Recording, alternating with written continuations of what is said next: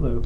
In week 1, we read early and influential statements on behalf of natural law and positivism, two theories about what the law is, and about the relationship between law and morality. One way to approach that issue is to ask, on what does the normative authority of law depend? What makes a law valid?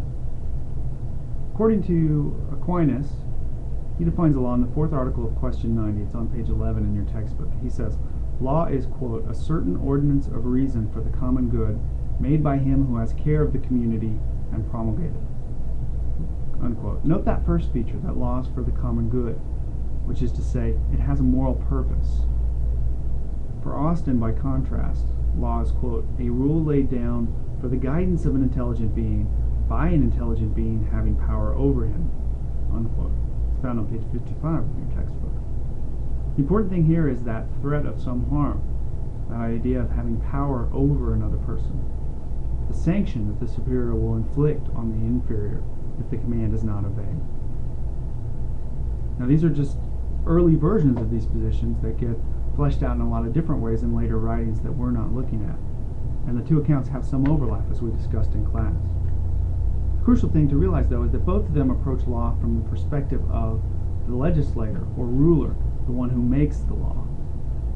This week we're going to look at law in a different way, from the perspective of the judge, the person who interprets the law. We have two very different approaches. Dworkin's account of the law as integrity, and Scalia's account of textualism. Notice, of course, that Scalia is an actual Supreme Court justice. First, Dworkin. Dworkin discusses a case at length, McLaughlin, that we will talk about in class, and you'll find a link to that case on the WebCT page for this week. But he also offers something that we might call the analogy of writing a chain novel. He argues that deciding a case in court is like this in important ways, like this act of writing a chain novel that he talks about. Our questions this week for Dworkin focus on that.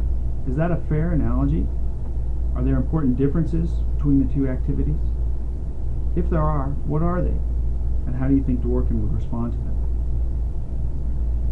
As for Scalia, he discusses two cases that illustrate his account of textualism. One that he names, Church of the Holy Trinity, and one that he doesn't, Smith versus United States. It's named in the footnote. Smith versus United States is this case about using a gun, and whether trading a gun constitutes using it. Both of those cases you can find on the WebCT site for the class. What I want to ask you about Scalia is whether his logic for those two cases is consistent, which is to say, are his criticisms of those two decisions consistent? Why or why not?